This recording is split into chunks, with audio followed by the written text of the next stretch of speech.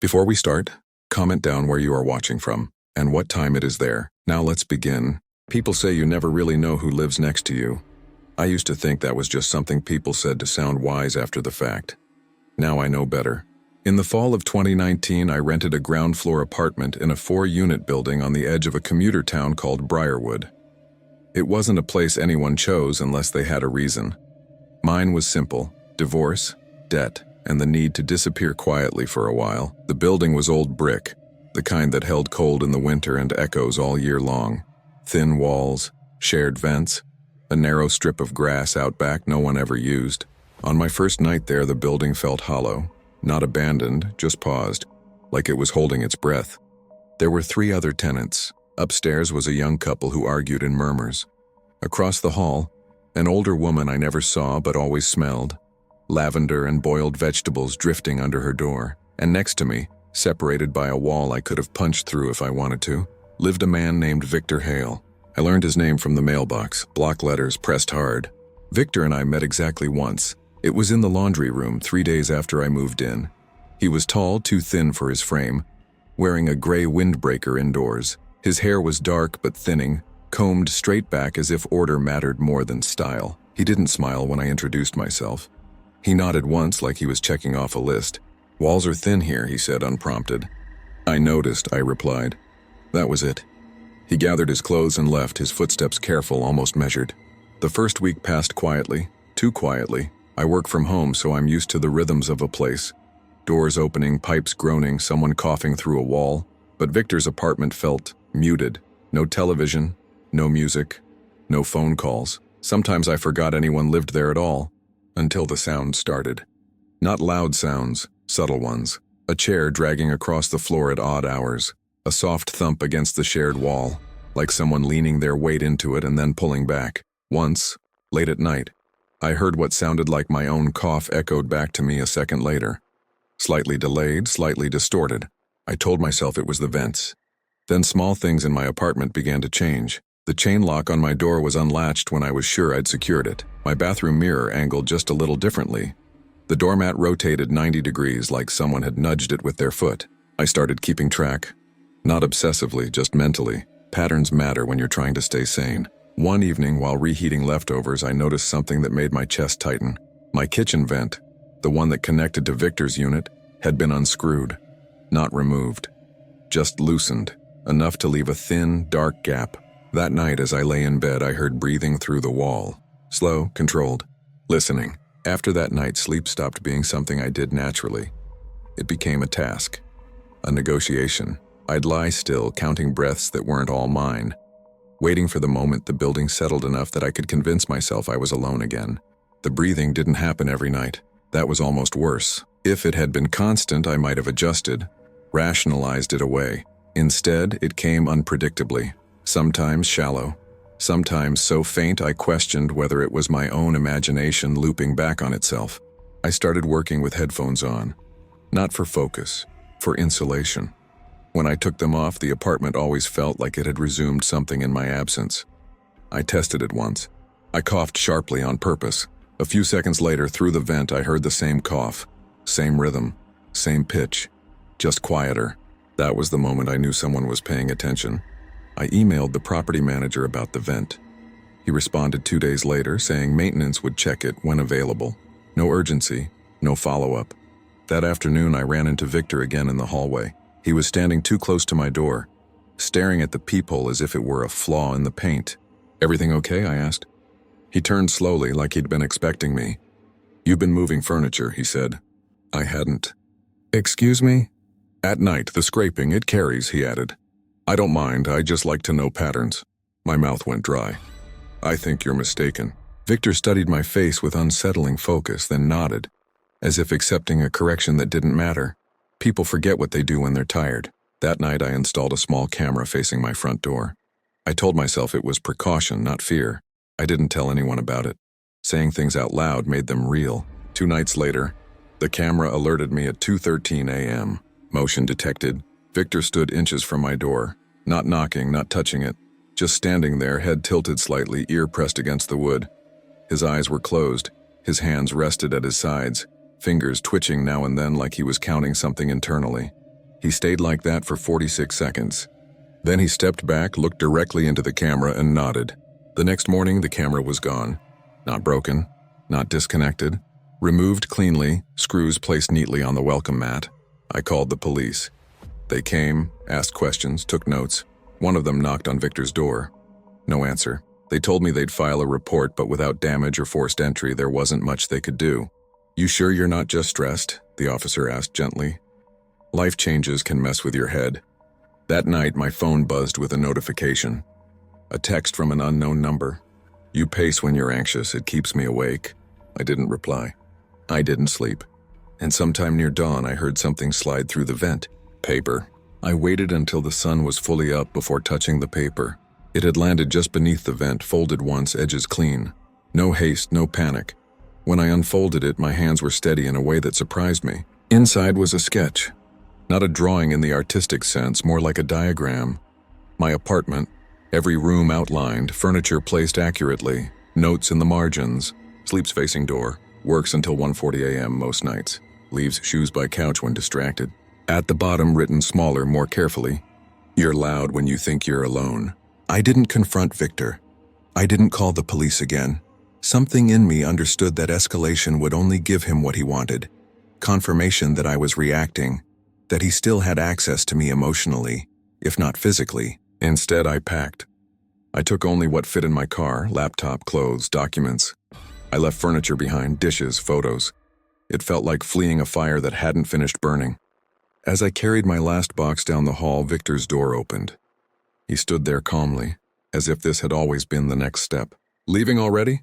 he asked. "I'm moving," I said. He nodded, almost disappointed. "You never fixed the vent." "I'm not your responsibility." "No," he agreed. "You were my routine." I froze. Victor stepped closer but didn't cross the threshold. "People don't realize how much they give away just by existing near someone else," he continued. "You taught me things, patterns, reactions." He smiled faintly. "We were never close." I left. For months after, I slept on a friend's couch, then in a short-term rental across town. I checked vents obsessively. I flinched at echoes. But slowly, the tension eased, until a package arrived. No return address. Inside was a small notebook. Every page filled with observations, times, habits, noises. Not all mine. Different handwriting styles. Different addresses. On the last page was a single sentence. "Proximity is all it takes." I never went back to Briarwood. I changed my number, deleted old accounts, tried to erase myself from the margins of other people's lives. But sometimes, late at night, when the building I'm in goes quiet, I still lower my headphones, just to make sure no one is listening closely enough to learn me again. When I first moved to Glenridge, I thought I'd found a sanctuary. A quiet cul-de-sac tucked between rolling hills, with neatly trimmed lawns and picket fences. It had the charm of a postcard, the kind that makes you forget the real world exists for a while. I was 24, freshly graduated and ready for a fresh start. My apartment was small, a single bedroom above a garage, but it had a balcony overlooking the street, where I imagined sipping coffee and reading on crisp mornings. Across from me lived a man named Leonard. He was in his late 50s, always wearing a faded flannel shirt tucked into jeans. His hair was mostly gray, and he had a slow, deliberate way of moving, like he measured each step before taking it. On moving day, he was the first to wave at me from across the street. A polite nod, a smile that didn't reach his eyes, and he was gone, disappearing into the shadows of his garage. At first, Leonard seemed harmless, quiet, almost painfully so. I assumed he was the sort of neighbor who never really left his property, content with routines and solitude. But the first night, I noticed something strange. My balcony door had been locked, double-checked, and yet I found small scratches along the edge of the frame in the morning. Light, shallow marks, almost like fingernails, running along the wood. I dismissed it as a moving day mishap, boxes scraping against the frame perhaps. But it happened again each morning, more deliberate. I started keeping a journal, noting times, dates, and patterns. The sounds came with them. Soft thuds, a scrape, faint tapping that stopped as soon as I approached the window. One afternoon, I ventured across the street to introduce myself properly. Leonard was tending to his garden. He was pulling weeds with meticulous care, muttering under his breath as he worked. "Hi, I'm Mara," I said, holding out a hand. He didn't take it. Just looked up slowly, eyes sharp despite the wear of age. "You'll get used to the sounds," he said. I blinked. "Excuse me?" "The little noises," he said, glancing at my balcony. "They tell stories." I laughed nervously. "Stories?" "Yes," he said, voice dropping low. "If you listen closely, you'll understand what they want to say or who they are." He smiled faintly, then returned to his weeds. The first week passed with uneasy tension. I began hearing other things too. Footsteps in the driveway when I was alone, the low hum of a voice I couldn't place, whispering through the walls. I chalked it up to paranoia until I found a small note tucked under my doormat. No handwriting, just a single phrase. "I see you there on the balcony." The calm, postcard-perfect life of Glenridge shattered in that instant. The cul-de-sac that had felt like sanctuary became a cage, the neat lawns hiding unseen eyes, and Leonard's quiet presence now heavy with intent. That night I couldn't sleep.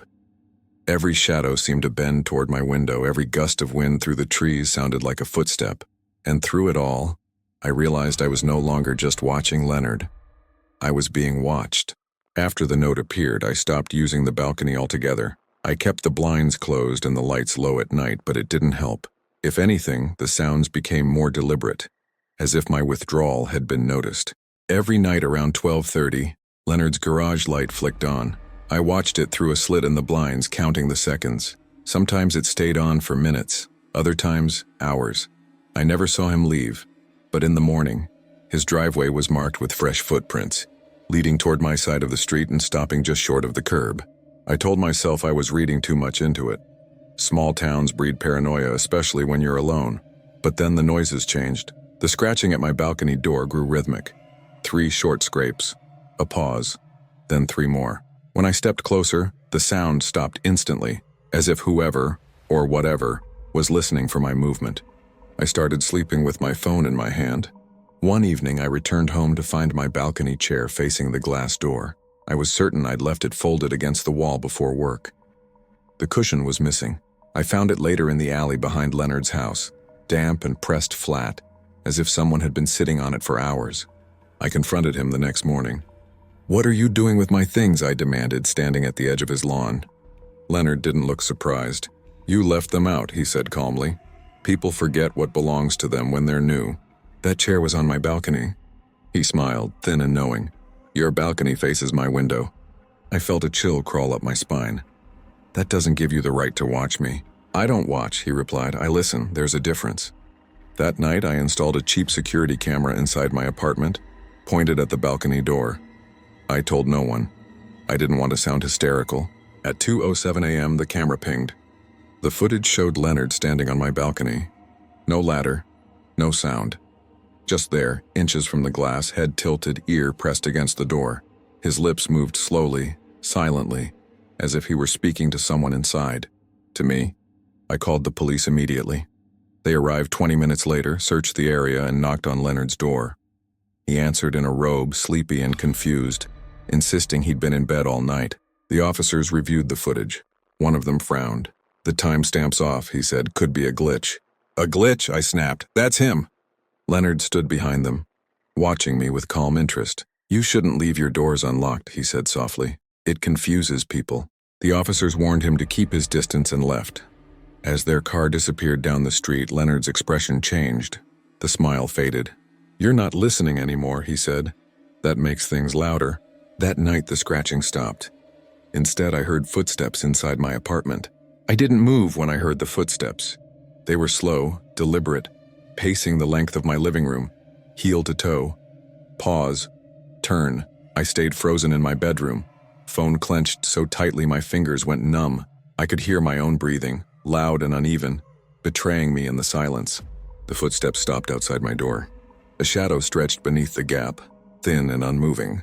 "Mara," Leonard whispered. He said my name carefully, as if testing how it sounded in the room. "You've been very loud tonight." I dialed 911 without speaking, held the phone up so the operator could hear. The line stayed open. "I told you," Leonard continued, voice calm, almost instructional.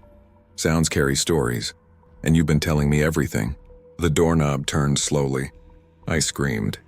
The door flew open just as the sound of sirens broke through the night. Leonard froze, his hand still on the knob, his expression shifting, not to fear, but to irritation, like a routine had been interrupted. He stepped back, hands raised as officers flooded the apartment moments later. They found the balcony door unlocked. They found my missing camera dismantled on the kitchen table. They found in Leonard's garage a collection of cushions, chairs, and personal items from across the cul-de-sac, each labeled with addresses and dates. But Leonard never admitted to stepping inside my apartment. He said he collected what people abandoned. The footage was deemed inconclusive. Trespassing charges stuck. Nothing more. I moved out within a week. Months passed. Life resumed elsewhere. New city. New building. New routines. Then one evening, as I unpacked in my new apartment, I found something tucked into a box I hadn't opened since Glenridge. My balcony cushion. Folded neatly. Pinned to it was a note. Different walls, same sounds. I threw it away. Burned it, actually. But sometimes, late at night, when my apartment goes quiet, I swear I hear soft scraping near the window. 3 short sounds. A pause. Then 3 more. And I wonder if Leonard ever really stayed behind. I never thought a mailbox could feel threatening until I moved into apartment 2B on Willow Lane. It was a nondescript building on the outskirts of Ashford, a city that prided itself on being quiet but never quite succeeded. Apartment 2B was small, with peeling paint, a rickety balcony, and walls so thin I could hear my neighbors' televisions as if they were in my living room. Perfectly imperfect, a blank slate. Across the hall lived a man named Peter Cavanaugh. He was in his late 40s with a wide forehead and eyes that seemed to glint in unnatural light. On moving day, I passed him in the corridor. He was holding a package, staring at it as though it contained something that demanded his undivided attention. "Hi, I'm Lila," I said, smiling. He didn't smile back. He simply nodded, then muttered, "You'll learn quickly how things happen here." I assumed it was a vague neighborly warning and went on my way. The first week was normal enough. I unpacked, set up my small kitchen, and tried to acclimate to my new home. But then the mailbox arrived. Not the physical mailbox, the thing I'd received from the landlord, but the mailbox itself. At first I thought it was a joke. Every morning, no matter what, there was a letter tucked inside, handwritten, addressed to me, sometimes in black ink, sometimes red. The first one read, "Welcome, Lila, you'll fit right in." I laughed nervously. Maybe it was a prank from the building manager, maybe one of the neighbors had a dark sense of humor. The next morning, "Your schedule is predictable, I can plan around it." A chill ran down my spine. I avoided Peter in the hall, but I started noticing him in strange places. The laundry room exactly when I entered. The stairwell, leaning against the railing, looking up the hall as if he had been waiting for me. Every time I tried to cross paths, he vanished. Then came the tapping. Not through the walls, not at the door, but inside the mailbox itself. Late at night, when I'd check it for another letter, I could hear it. Light scratches, almost like fingernails dragging along the metal. I would open it. Empty. Just the usual correspondence from the utility company. I told myself I was imagining things. That a creaky mailbox made odd noises in the wind. That maybe Peter was just coincidentally nearby sometimes. But then, a note arrived that wasn't addressed to me. It was addressed to Peter. I peeked at it. Inside was a small calendar, all the dates meticulously circled, days and times annotated in minuscule handwriting. "She leaves at 7:03, she returns at 6:41, observe." The words seemed to burn themselves onto my retina, and I realized Peter was watching me. That night I barely slept. Every squeak of the building felt magnified. Every shadow in the hallway became a potential doorway for him, and I knew without a doubt that the mailbox was no longer just a mailbox. It was a warning. After I saw the calendar, I stopped opening my mailbox altogether. Bills piled up. Packages were rerouted. I told myself it was temporary, that ignoring the problem might make it fade. Instead, the letters began appearing under my door. Always at night, always silent. The handwriting changed depending on the day. Sometimes sharp and angular, sometimes round and careful, like someone practicing how to sound gentle. "You missed 3 deliveries. You sleep on your left side. Peter doesn't like when rules are broken." That was the first time his name appeared in one of the notes. I confronted him the next afternoon in the hallway. He was standing near the stairwell, pretending to read a notice that hadn't changed since I moved in. "Why are you writing me letters?" I demanded. Peter looked genuinely puzzled. "Letters?" he repeated. Mail has a process, it follows rules. You're watching me, I said. I saw the calendar. His expression shifted, not to anger, but to disappointment. You weren't supposed to open that, my heart hammered. Why are you doing this? He leaned closer, lowering his voice. Someone has to make sure people stay consistent. When people change their patterns, bad things happen. I backed away. Stay away from me. Peter sighed. You already broke routine, that complicates things. That night, the tapping inside the mailbox grew louder. No longer subtle, no longer something I could dismiss as metal cooling or wind. It was frantic, like something trapped. I recorded it on my phone. The sound echoed hollow and sharp. At 2:14 a.m., my phone buzzed. Unknown number. You shouldn't record the box, it doesn't like attention. I called the police. They came, listened politely, reviewed the notes and spoke with Peter. He denied everything, calm, cooperative. He told them he worked nights at a distribution center and barely knew me. No evidence of forced entry, one officer said. No threats, just notes. He knows my schedule, I insisted. So do your coworkers. So does social media, the officer replied. That night, the mailbox was gone. In its place was a cardboard box taped to the wall where the metal one had been. My name was written on it in red marker. Inside were dozens of envelopes, some addressed to me, some to Peter, some with no names at all. All of them detailed my movements. And on the very bottom, a final note. If the box is removed, the observer must move closer. I slept with the lights on. At 3 a.m., I heard footsteps outside my door, measured, careful, stopping exactly where the mailbox used to be. Then a knock. Once, I didn't answer the knock. I stood frozen in my living room, staring at the door, phone clenched in my hand, the screen glowing with an emergency call I hadn't pressed yet. The knock came again, not louder, not more aggressive, just patient, as if whoever stood outside knew I was listening. Lila, Peter said softly through the door. The system is failing. My stomach dropped. Go away, I whispered. You removed the mailbox, he replied calmly. That disrupted observation. I had to adjust. I called the police again. I told the dispatcher everything. Notes, schedules, the box. She stayed on the line as the footsteps outside shifted, moving closer to the door, then away, then back again. Peter sighed. You're making this complicated. The doorknob rattled. When the officers arrived, Peter was still there, standing inches from my door holding a stack of envelopes bound with twine. He didn't resist as they took him aside. He didn't argue. In his apartment, they found walls covered in taped envelopes, hundreds of them, each labeled with apartment numbers, names, times, patterns, a shrine to routine. Peter was taken away for evaluation. The building management apologized profusely. They replaced the mailbox system entirely. I moved out a month later. Life stabilized. New apartment, new habits. I forced myself to vary my schedule, leave at different times, take different routes. I told myself I was safe. 2 years later, I received a letter. No return address. Inside was a simple note. Good job, you've improved. I don't know where Peter is now. No record ever surfaced, no follow-up, just silence. But to this day, I hesitate before checking my mail. I pause before opening any envelope addressed to me in unfamiliar handwriting, because somewhere I know someone is still watching routines, and every system just needs a place to start again. I moved into Cedar Grove Apartments during the early spring of 2021. The building was modern enough to feel safe, yet old enough that the floors creaked in ways that made every night feel alive.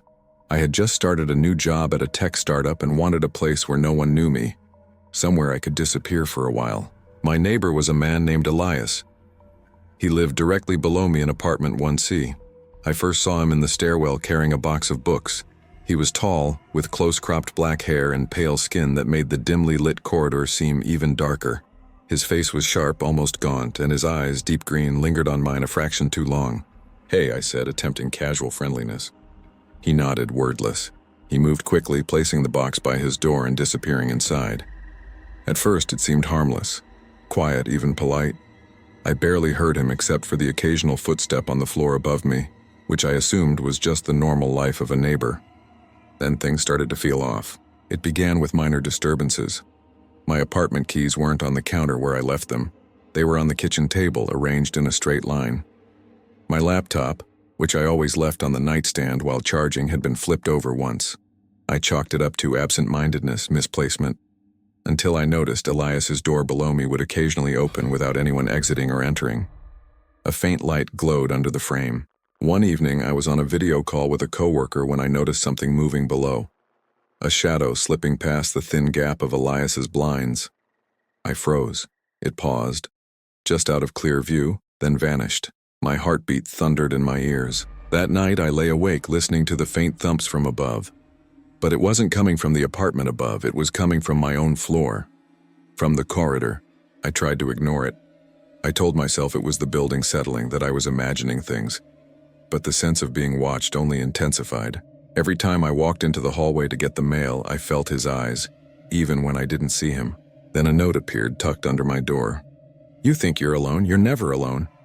No signature, no handwriting I recognized. I went to Elias's apartment, knocking softly. No answer. I called out. Silence.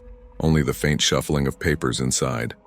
That night, I installed a small camera in my living room, discreetly angled to cover the hallway outside my door. I tried to convince myself it was precaution, not paranoia. At 2:23 a.m., the camera pinged.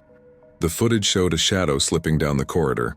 Not walking, sliding, just barely visible, following a line along the floor. And when it stopped, the shadow lingered outside my door. Then the doorknob rattled. I didn't open the door. I stood a few feet back, staring at it as the doorknob slowly twisted, testing resistance. It stopped after a few seconds, then returned to its original position with a soft click. The hallway went quiet again. The camera feed showed nothing. No shadow, no movement. Just an empty corridor lit by flickering fluorescent lights. I didn't sleep that night. The next morning, Elias was waiting for me outside the building, not blocking my path. Just standing near the entrance, hands in his coat pockets, watching the street as if he'd been there for hours. "You were up late," he said casually without looking at me. My stomach tightened. "I work late sometimes." He nodded. "You pace when you're stressed. 3 steps, pause, turn. It echoes through the pipes." "That's not possible," I said. "You live below me." Elias finally looked at me then, his eyes sharp and intent. Sound doesn't care about direction. I walked past him without another word. Over the next few days, the disturbances escalated. Cabinets I knew I'd closed were left ajar. My shower curtain was pulled back when I returned from work. Once I found my bedsheets folded neatly at the foot of the bed, hospital style, even though I'd left them messy that morning. Nothing was missing, nothing was damaged. That was the worst part. I reported it to building management. They checked the locks, everything was intact, no sign of forced entry. "Are you sure you're not just forgetting?" the manager asked gently. I knew then I was on my own. That night I reviewed the camera footage carefully. At exactly 1:11 a.m., the hallway camera glitched, just a second of static. When the image returned, Elias was standing outside my door. No footsteps, no approach, just there. He leaned close to the door, resting his forehead against it, eyes closed. "I keep it quiet," he whispered. "I always keep it quiet." My phone buzzed with a text from an unknown number. "You should stop recording. It disrupts the space." The next day I came home to find the camera gone. Not broken, removed. The mounting screws placed neatly on the table beneath where it had been. I snapped. I went straight to Elias's apartment and pounded on the door. It opened slowly. Inside, his apartment was nearly empty. No furniture, no decorations, just stacks of notebooks lining the walls, each labeled with apartment numbers. Mine appeared the most. "You don't live here," I said, backing away. "You observe?" Elias smiled faintly. "Someone has to." I called the police from the hallway. They arrived quickly this time. Elias was cooperative, calm, almost bored. They found the notebooks but no evidence of illegal entry. No proof he'd been inside my apartment. Before they left, Elias looked at me. "You've changed your routine," he said softly. "That makes the building restless." That night the building groaned louder than ever, and from beneath my floorboards I heard knocking. 3 slow knocks. From below. I didn't wait to see what the knocks would bring. I packed immediately, grabbing essentials, clothes, laptop, documents, and left Cedar Grove that night. The hallways, usually quiet, felt like they were breathing around me, shadows shifting just beyond my sight. I didn't look back. In the following weeks, I stayed at a friend's apartment across the city. I didn't open the mailbox. I didn't check the hallway. I avoided anything that reminded me of Cedar Grove. But the feeling followed me. Every place I lived felt temporary, fragile, like someone could occupy the walls without my knowledge. I kept my doors locked at all times, my blinds drawn tight. I triple-checked everything. I refused packages. Then a month later, a small parcel arrived at my new apartment. No return address. Inside, neatly folded, was a single notebook. Blank pages except the first, which read, "You changed, that's good, keep moving." I threw it in the trash immediately. But that night, as I lay in bed, I swore I heard faint footsteps in the hallway. Not my own. Precise, deliberate, measuring space in a way only someone who had memorized every inch of an apartment could. I moved again, and again. Each new place brought temporary relief. But the feeling of being watched persisted, subtle and insidious. I changed routines. I never repeated the same schedule twice. But in quiet moments, I would glance at shadows and imagine the faint green eyes of Elias. Patient, precise, observing. Years later, I've learned to live with it. My apartment windows are never open at night. My lights flicker at random to suggest presence. Every item I leave in the open is carefully considered. I tell myself it's just paranoia, that it's over. But the truth is, safety isn't guaranteed. Some people spend their lives quietly observing, memorizing patterns, waiting. The walls may seem solid, the floor sturdy, but someone like Elias exists beyond the ordinary world, just behind the threshold of perception. And sometimes when the air is still and the building creaks in the right way, I swear I can hear him. 3 slow steps, pause, 1 deliberate knock. A reminder that being watched never truly ends. I moved into Ashwood Terrace in the summer of 2020, hoping the new apartment would be a fresh start after a brutal breakup. My apartment was on the 3rd floor of a low-rise building, with a small balcony that overlooked a quiet courtyard. I liked the calm, at least I thought I did. Next door lived a man named Victor Lang. I first noticed him when he appeared in the hallway during my move-in, carrying a cardboard box. He had a thick beard, salt and pepper hair, and an odd way of tilting his head while speaking, like he was analyzing my every word before deciding how to respond. "Hi, I'm Mara," I said, offering a friendly smile. Victor blinked slowly. "Welcome, make yourself predictable," he said, then shuffled down the hall, box under his arm. The words sent a shiver down my spine, but I laughed nervously. People say strange things sometimes. The first few nights were uneventful, until small things began to feel off. It started with the lights. I would leave my apartment for an errand, return, and find the living room light turned off, even though I was certain I had left it on. My door, always double-locked, sometimes clicked open when I wasn't near it. Items I left on counters, keys, pens, notebooks, shifted slightly, always just enough to notice. I tried to rationalize. Maybe I was tired. Maybe it was the building settling. Then came the footsteps, not the ordinary creaks of a 3rd-floor apartment. Heavy, deliberate, pacing the shared wall between my unit and Victor's. Sometimes they were accompanied by a low hum, a voice too quiet to understand. I tried avoiding him, but Victor always seemed to appear at the same time I stepped into the hallway, descending the stairs, carrying groceries, or standing in the courtyard. Always watching, always present, but never intrusive. One afternoon, I returned home to find a folded note slipped under my door. No handwriting, just printed words in all caps. "Your routines are noticeable. Maintain consistency." I froze. I wasn't sure whether to be terrified or furious. I crumpled the note, but the message lingered. That night, I tried leaving lights on while I slept. I left my bedroom door slightly ajar, hoping to catch something. Anything. At 2:46 a.m., I heard a soft knock. Not on my door. On the balcony. I rushed over. Nothing. Just the faintest imprint of footsteps in the dust. The next morning, I saw Victor in the courtyard. He smiled faintly, lifting a hand in greeting. But there was something off. A calm, deliberate patience in the way he studied me, like a predator measuring prey, waiting for the right moment. I realized then that this wasn't random. It was orchestrated, a slow, precise observation, a quiet claim on my life without ever stepping inside my apartment. And I had no idea how far he was willing to go. After the note, my apartment stopped feeling like mine. I began noticing patterns I couldn't unsee. The footsteps next door always started when I sat down to relax. The humming began when I turned off the lights. If I stayed up late, Victor stayed up late. If I left early for work, his door opened within seconds of mine. It was synchronization, deliberate and exact. One night I tested it. I pretended to leave, keys jingling, door opening, closing softly, then stayed inside holding my breath. 10 seconds later, Victor's door opened. I heard his steps pause in the hallway, waiting.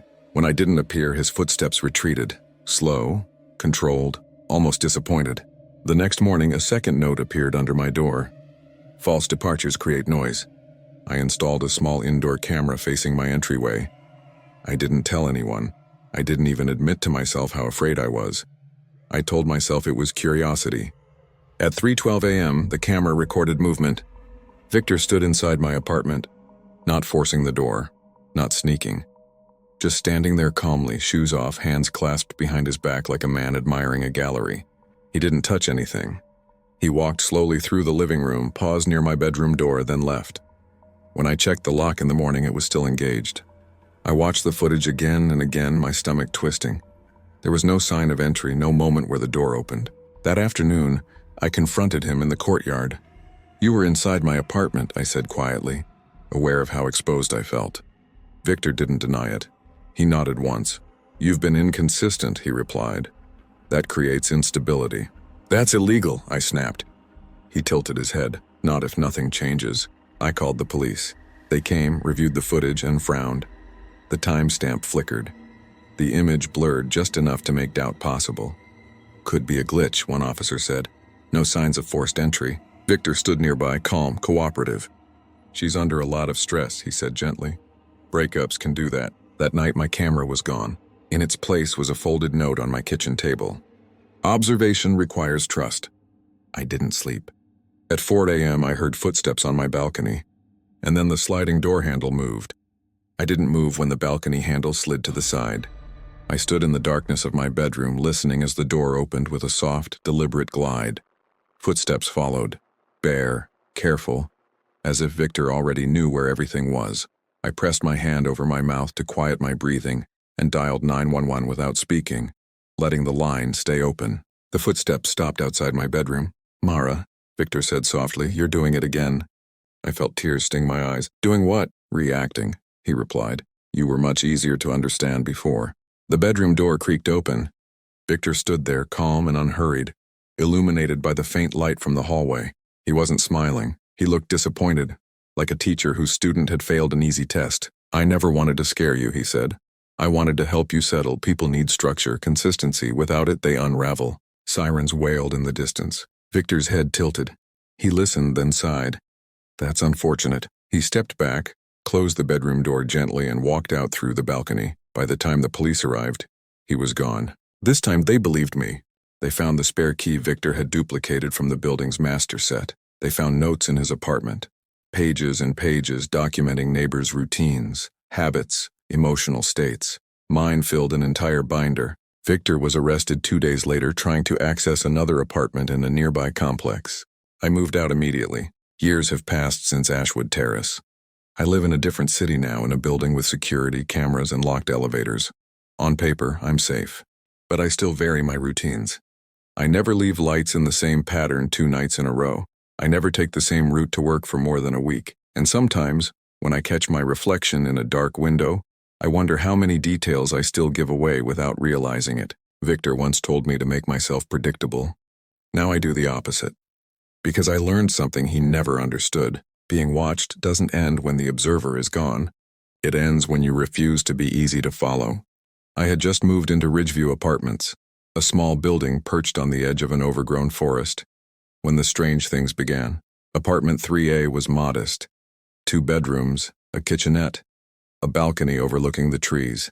I loved the quiet at first. No honking cars, no bustling streets.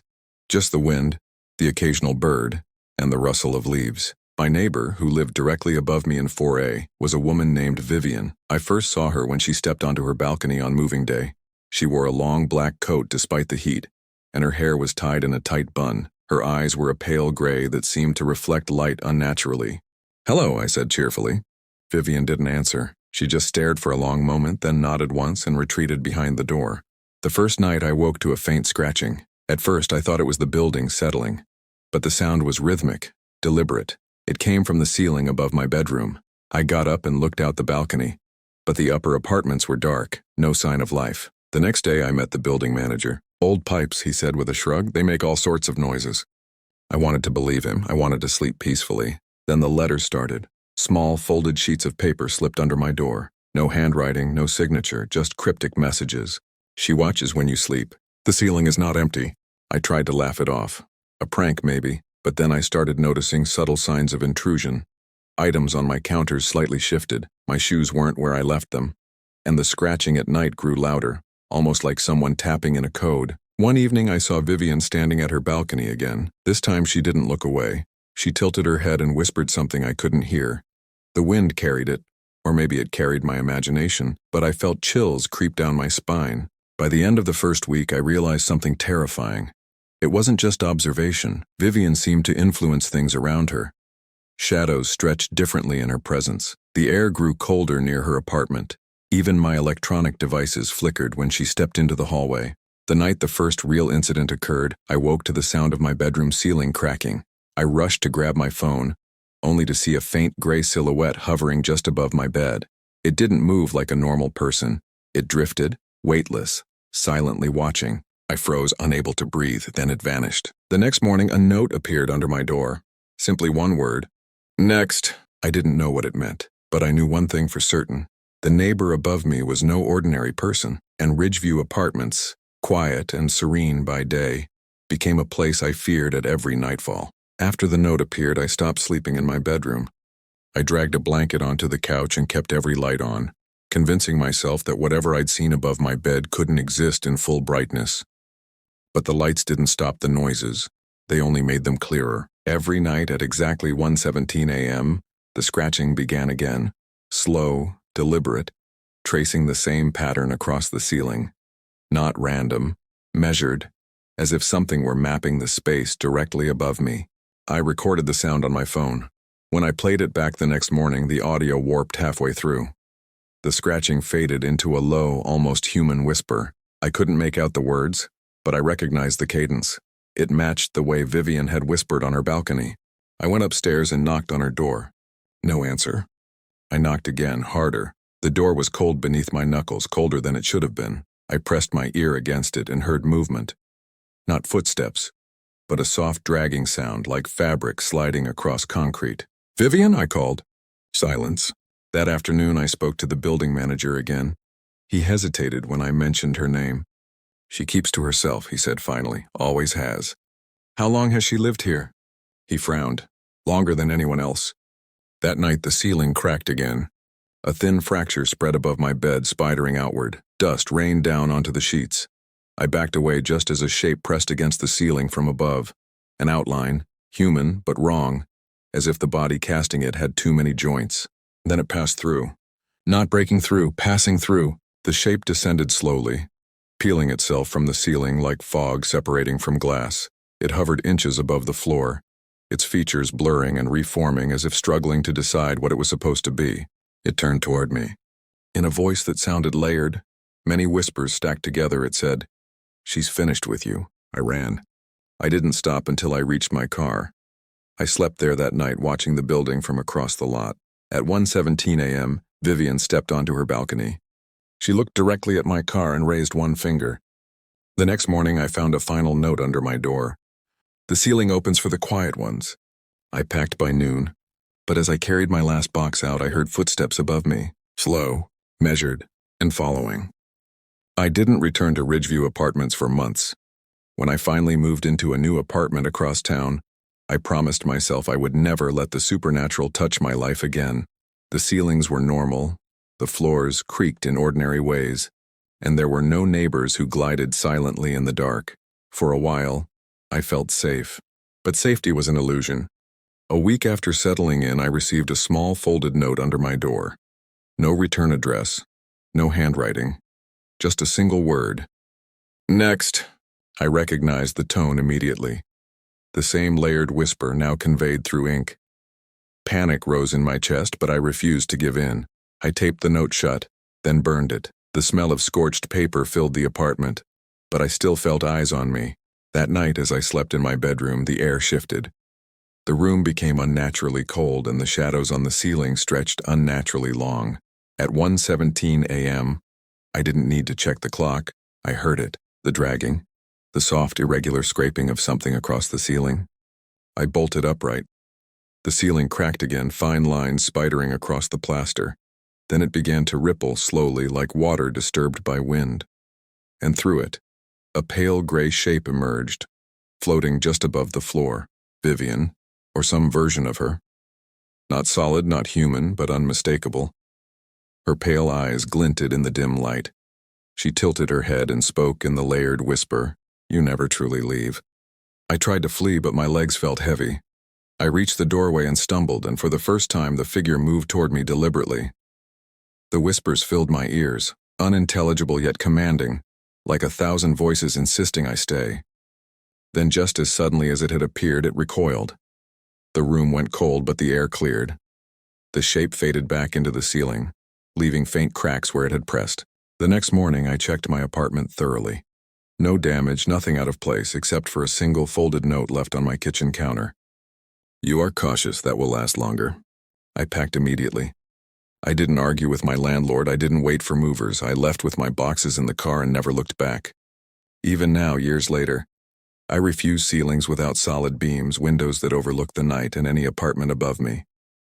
I vary my routines, sleep with every light on, and check the shadows twice before closing my eyes. Sometimes when the air is still, I hear a faint scratching, a soft whisper from above just at the edge of perception, and I remember the pale gray eyes of Vivian, the neighbor who could pass through ceilings, the one who reminded me that some presences never truly leave. Safety isn't guaranteed, and some neighbors are not human.